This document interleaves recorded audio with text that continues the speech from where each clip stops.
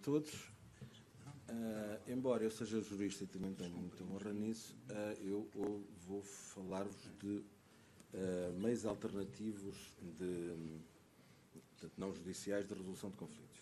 Mas antes disso, como é óbvio, e não o faço por mero protocolo, tenho que agradecer à doutora Helena Fraga e ao professor José Manuel Silva este amável convite, que muito me honra de estar aqui presente numa situação que para mim é familiar.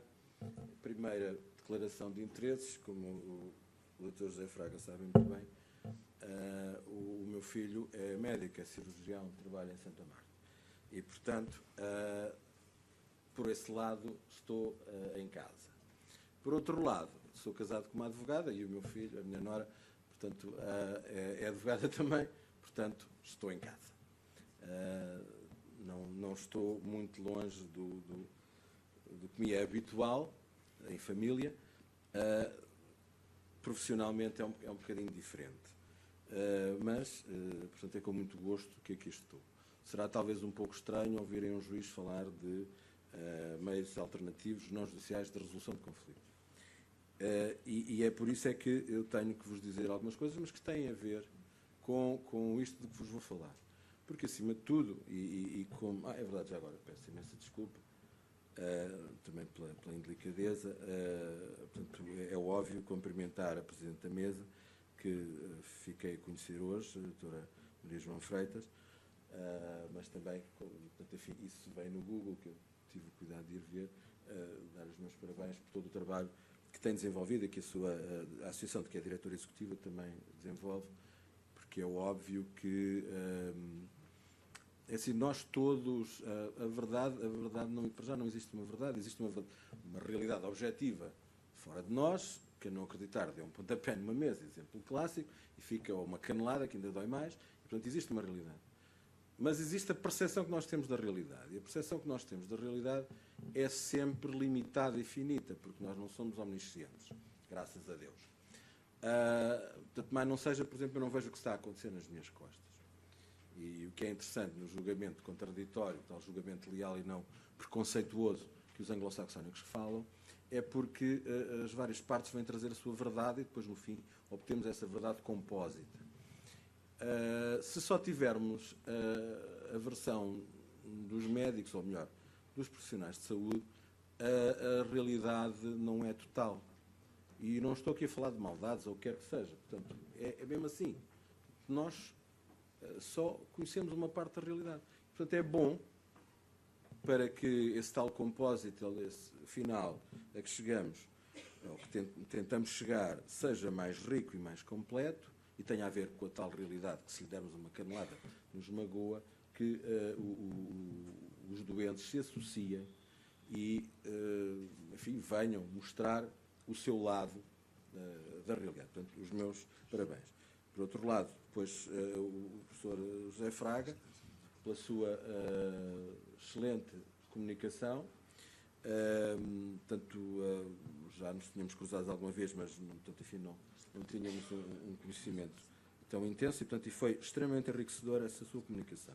O professor Dr. André Dias Pereira, já nos conhecemos há algum tempo, umas vezes do mesmo lado da barricada, outras vezes de lados completamente opostos, mas, portanto, é uma pessoa por quem eu também tenho o maior respeito, que mantenho pelos outros, e que, apesar destas nossas conhecidas divergências, ou pelo menos nós conhecemos-las, novamente é a tal questão, portanto, cada um de nós tem, eventualmente, uma parte da verdade e da junção do contraditório sairá a tal síntese que, em princípio, será melhor do que cada uma das nossas partes. Pronto, feitos estes cumprimentos que, repito, não são da praxe, há, de facto, alguma disclosure, algum conflito de interesses que eu tenho que começar a proferir, mas que tem a ver com tudo isto de que vamos falar.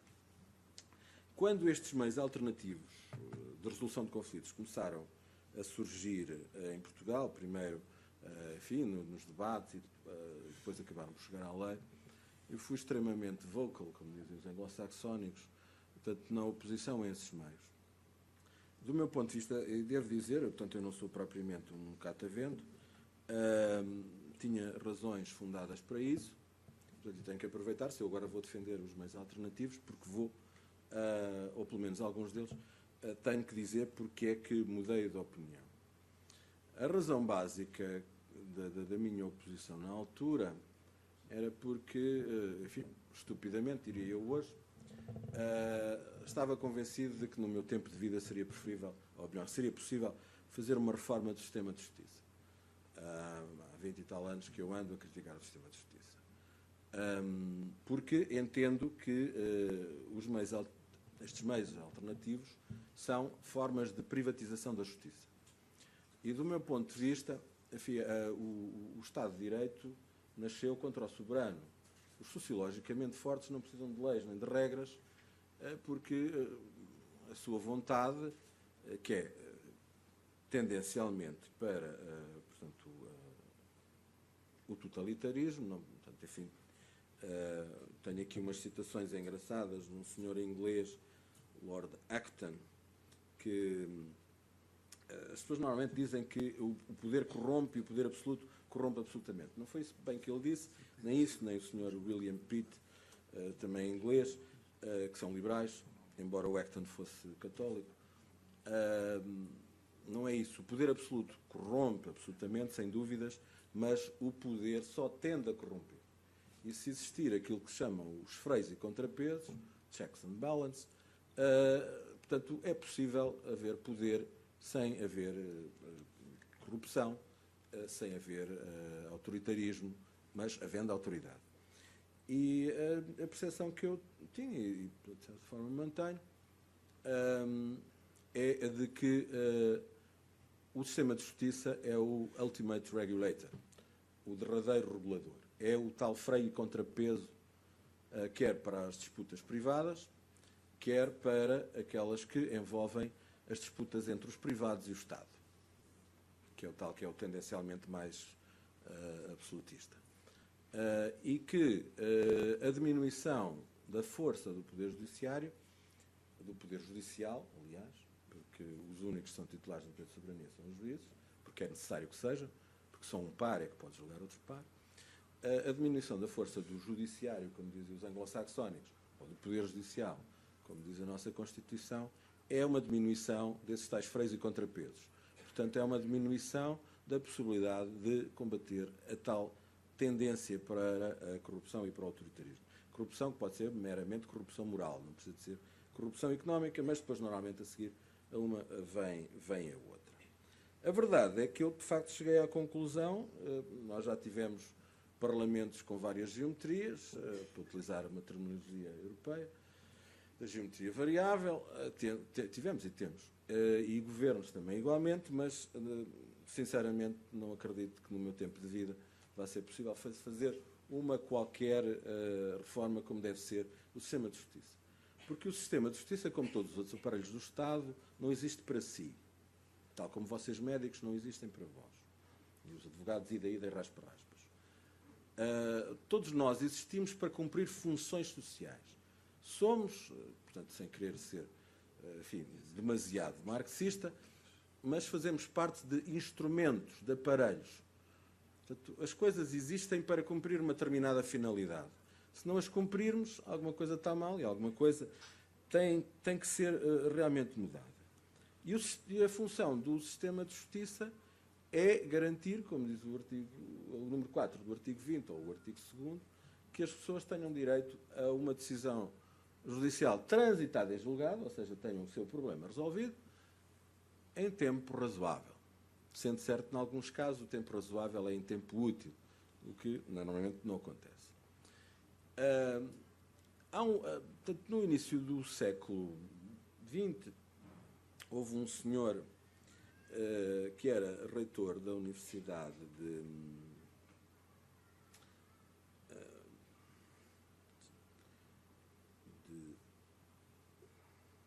Harvard, creio, exatamente. Foi reitor da Universidade, da Law School, da Faculdade de Direito de Harvard, entre 1916 e 1936, um senhor chamado Nathan Roscoe Pound, que escreveu, portanto, em 1910, na American Law Review, um artigo que tinha este título: Law in Books versus Law in Action. Law in Books é o direito legislado, é o direito que está nos livros, nos códigos. A Law in Action é, tanto como o próprio nome diz, a lei em ação. A partir deste conceito foi desenvolvida uma série de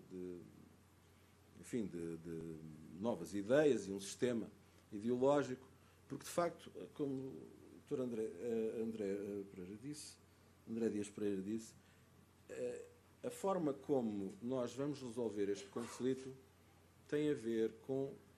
eu podia utilizar o nome de concepções ontológicas, mas vamos dizer as coisas como elas são, com questões ideológicas. E o ideológicas não é um gros nom, como dizem os franceses. Não é um insulto, não é mais nada. Portanto, a ideologia é a forma como nós nos vemos a nós próprios, como vemos o mundo, a realidade que nos é externa, como vemos o nosso relacionamento com o outro e com os outros.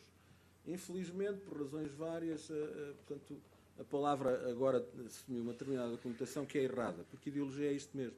É a maneira como nós nos vemos a nós próprios, o nosso ser, o que é que nós somos, como é que vemos a realidade que nos circunda, como é que nós vemos a sociedade, como é que nós vemos o nosso relacionamento com os outros e, nomeadamente, a forma de resolver os conflitos. Porque o que é natural na natureza é o conflito, a mudança. Portanto, não é a estabilidade, é a mudança, é o conflito. Portanto, o conflito em si pode ser uma coisa positiva. A emulação, nós utilizamos depois outro tipo de expressões, emulação, portanto, mas a ideia é essa, portanto, é a divergência sobre qualquer coisa, mas essa divergência não tem que ser negativa, pode, como eu já disse há pouco, gerar uma síntese mais criativa e mais rica. Enfim, sintetizando, a partir desta questão entre a Law in Books e a Law in Action e da verificação de que existem leis que na prática não são cumpridas, pois há um outro conceito também muito engraçado, que se chama soft law, os brasileiros chamam-lhe direito proclamatório, que é aquilo que de facto não é enforceable, é mais uma declaração de intenções. Chegámos a um conceito que é aquele que nos garantiu 50 e tal anos de paz na Europa e que agora parece que as pessoas não gostam dos efeitos secundários deste Estado Social de Direito. Atenção, não é Estado Social, Estado de Direito é Estado Social de Direito. Já vou dizer qual é a concepção que está por trás destas palavras. Um dos subprodutos deste Estado Social de Direito é manter as pessoas mais felizes, dar-lhes maiores expectativas de vida, maior qualidade de vida e dar às comunidades internacionais, portanto, às várias nações, paz. O estado natural da Europa não é a paz, é a guerra. Este conceitozinho garantiu-nos estes 50 e tal anos de paz que estão em perigo.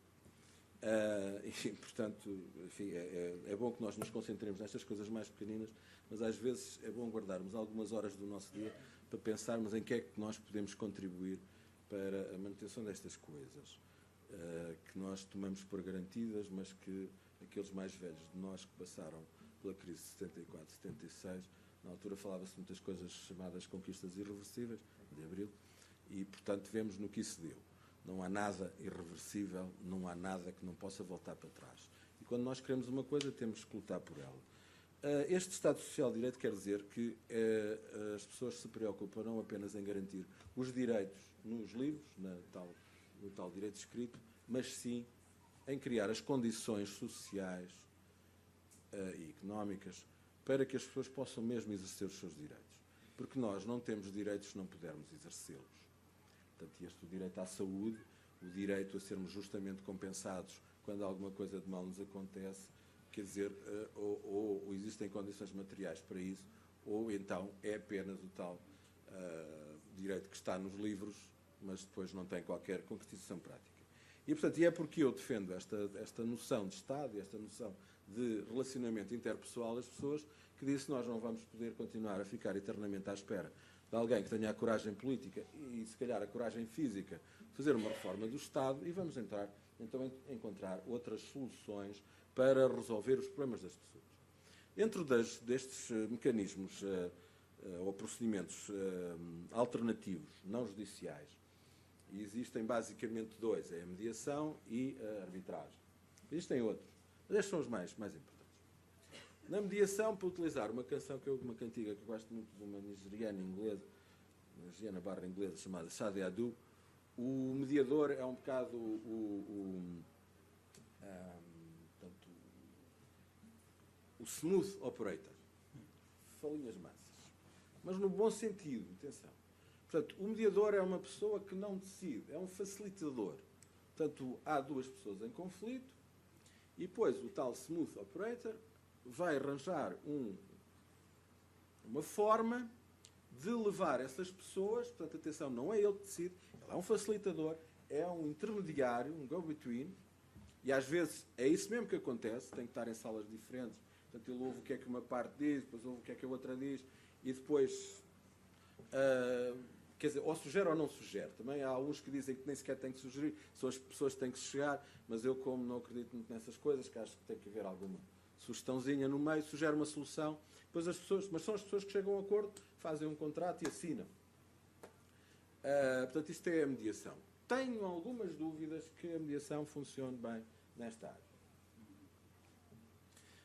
Portanto, vamos então para a arbitragem. A arbitragem é um sistema que é muito semelhante ao do julgamento. Porque há uma coisa que se chama o terceiro decisor, que é isso que é o juiz. Portanto, o juiz é uma pessoa que está fora do conflito, é terceiro, relativamente às partes, mas é a pessoa que decide. Na arbitragem, eu nas décadas de 80 escrevi um artigo que eu acho que é interessante, só estou a referi-lo por causa disso. Não é que eu não seja uma pessoa vaidosa, mas também tenho noção dos limites. Mas, portanto, é o conceito em si que eu acho que é importante. O título do artigozinho que eu escrevi no Diário de Notícias era o juiz como árbitro de vôlei. Portanto, o que eu dizia é que o juiz não pode ser o árbitro de futebol, que está lá no meio, naquele pessoal, às vezes apanha umas caneladas e uns murros. Não é por isso, é só porque, como está no meio deles, a sua visão, novamente, tal visão que já de si é limitada por ser um ser humano, ainda é mais limitada. Porque ele não vê, ele está a tentar acompanhar a bola que vai naquela direção e não vê as sarrafadas que estão a ser dadas atrás. E depois havia a outra posição, que era do juiz de vôlei. Desculpem, o juiz de vôlei era o que eu defendo. O juiz do ténis, que está numa posição mais estática, recostado lá atrás, sentado na sua cadeira, a alguma distância do corte, e às vezes a bola, por acaso, até bate dentro e ele diz que bate fora. O árbitro do vôlei, não sei se já viram algum jogo, portanto está assim, nesta posição, aqui está a rede, há uma equipa aqui, está aqui, ele está em cima. Portanto, tem a tal bird's eye view, a vista do pássaro, que não é a vista lá do satélite lá de cima, é a vista do pássaro. Também não está, porque o decisor não pode estar muito longe, não pode estar misturado, não pode estar muito longe da decisão. Tem que ter alguma ligação, e depois já vamos ver isso melhor, que ligação é que tem que ter. Mas, portanto, está por cima e decide.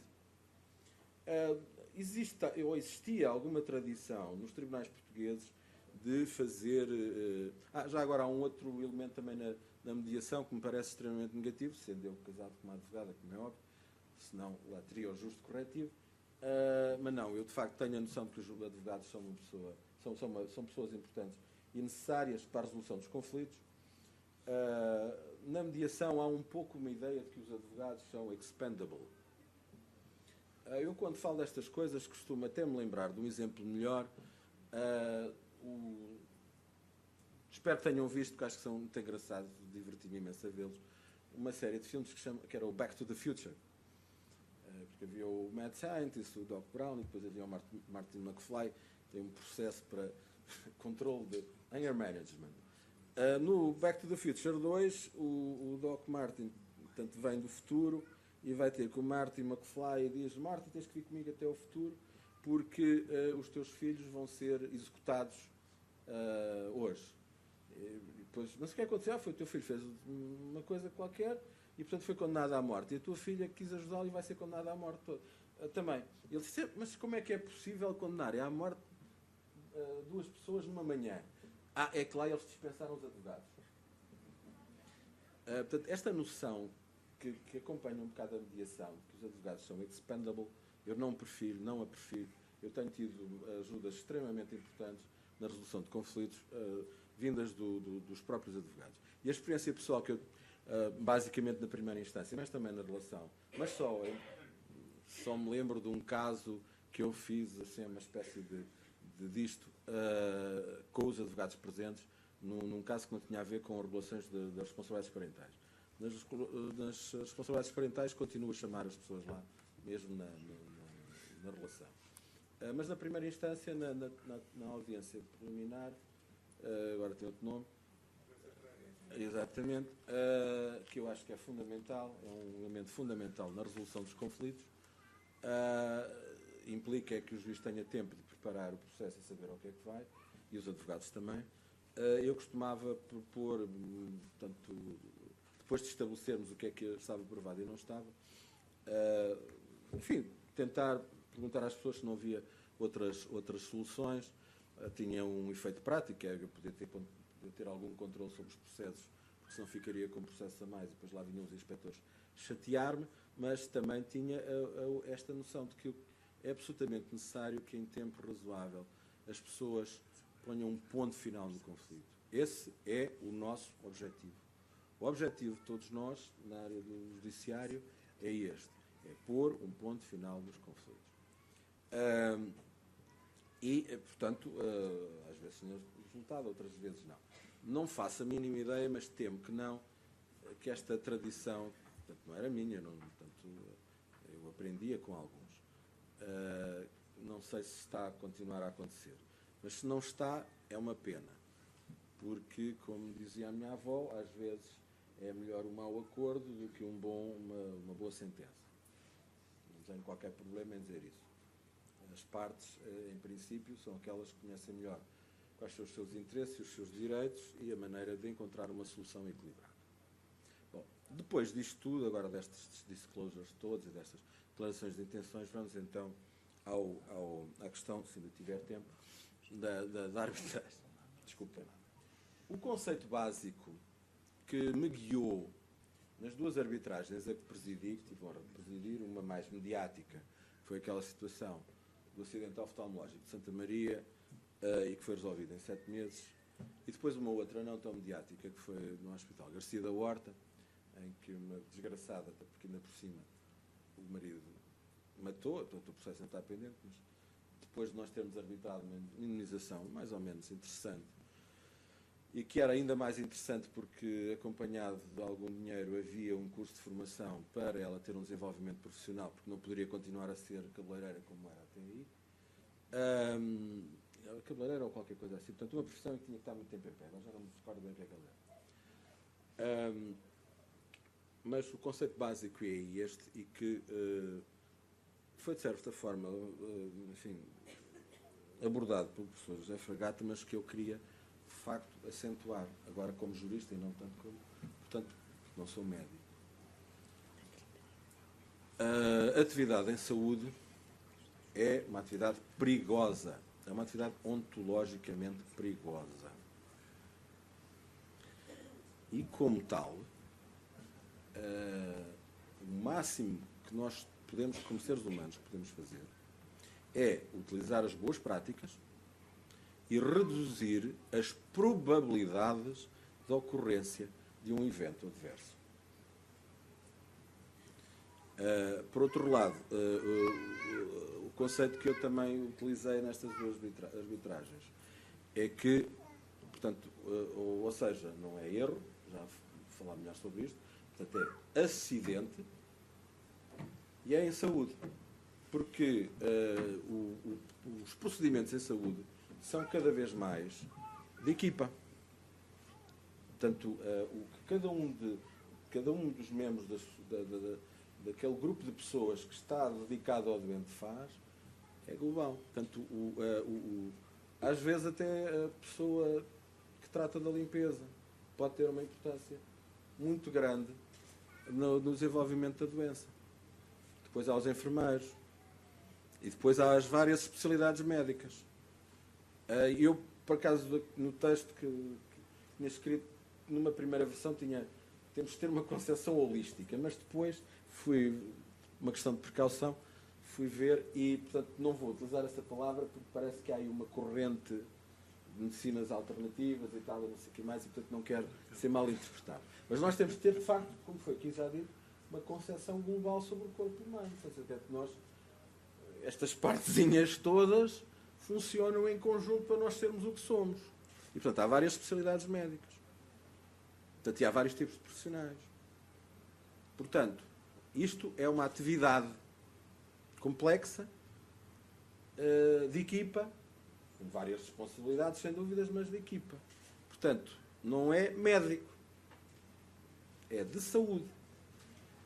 E não é erro, é acidente.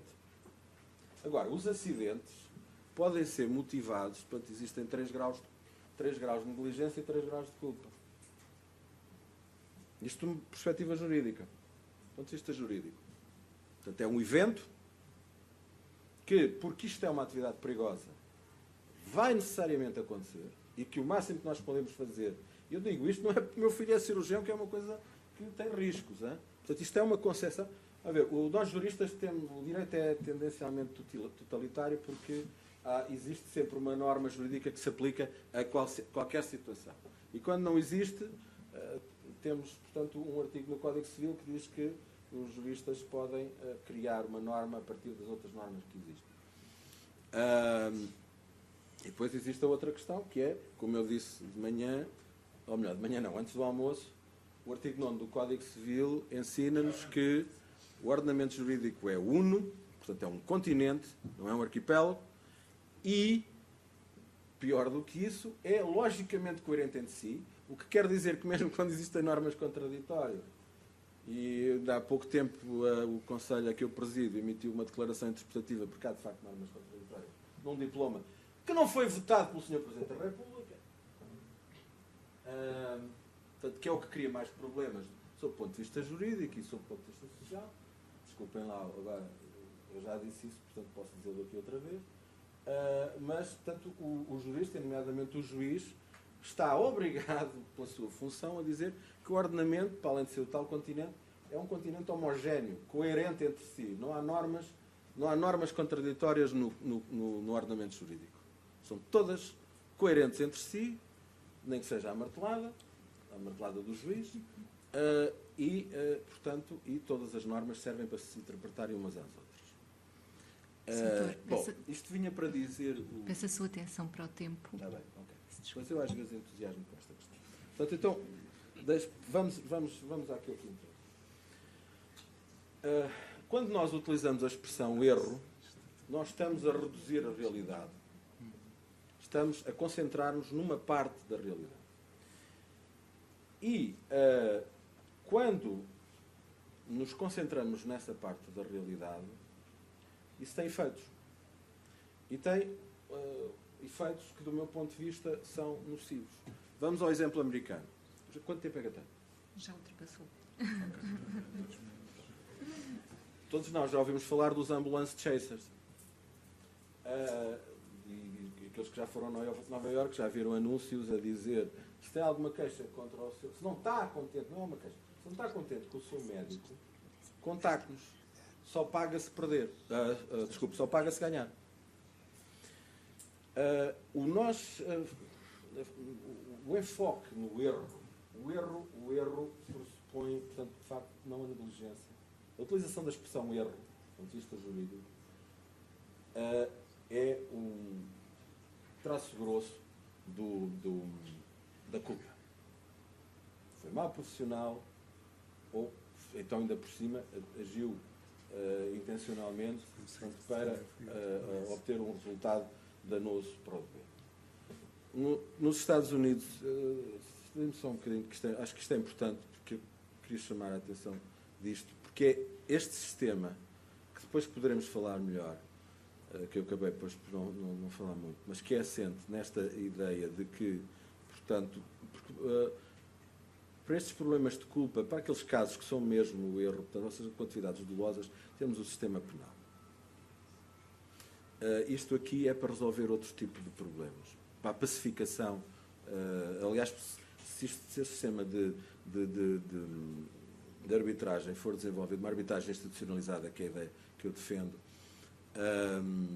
mas numa base voluntária, e numa base de absoluta transparência, e em que no painel estão juristas e pessoas da arte, da especialidade, que é uma coisa que acontece noutras jurisdições por outros tipos de conflitos. Portanto, nós atingimos a paz social e depois seguramente iremos ter muito menos processos a crime. E dos outros, então, muito menos. Mas, portanto, nos Estados Unidos existem profissionais da litigância, portanto, ou seja, por exemplo, médicos, cuja função é ir testemunhar no tribunal. E existem custos astronómicos. O que significa que até um determinado valor é mais barato para as seguradoras pagar a indemnização do que ir a tribunal. E estes ambulance chasers jogam nisto. Qual foi o resultado disto? Aumento nos prémios de seguro, aumento nos custos de saúde, aumento na realização dos exames, portanto, dos meios auxiliares, meios complementares de diagnóstico. E a questão depois que se coloca é, portanto, nós somos seres humanos, vamos lá por partes, quer dizer, é óbvio que o instinto de sobrevivência é o nosso primeiro instinto. E é natural, absolutamente natural, que o médico se proteja. Portanto, vou fazer, mas é mais exames complementares até logo se vê. Portanto, e isso é bom para a saúde do doente. Agora já nem estou a falar dos custos. Mas isso é bom para a saúde do doente. Os doentes ganham alguma coisa com isso.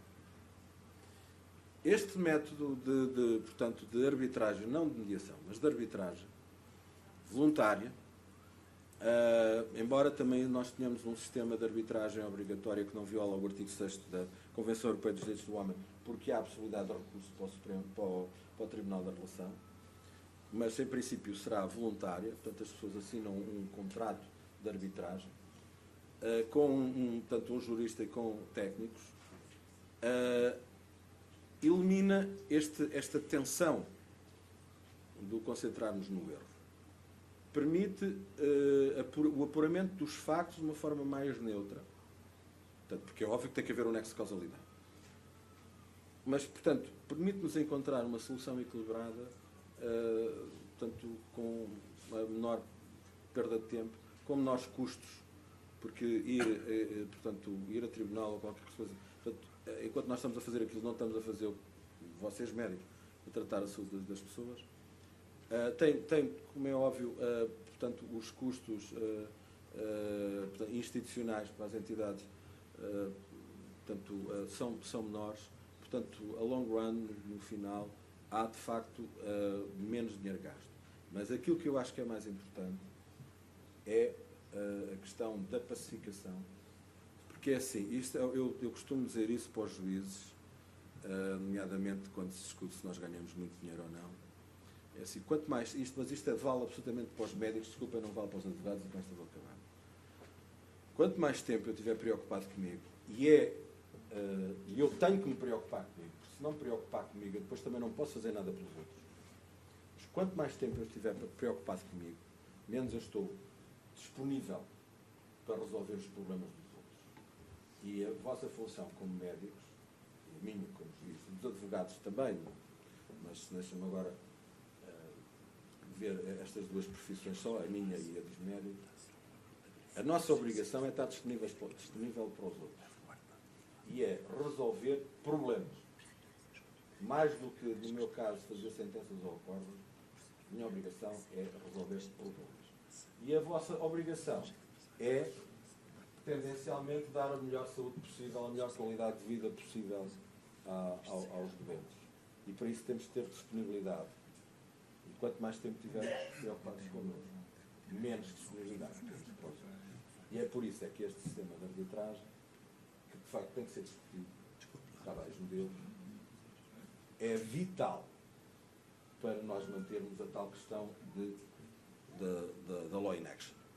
Nós temos direitos que podemos exercer e não apenas estarem proclamados que os temos. Muito obrigado. Obrigada.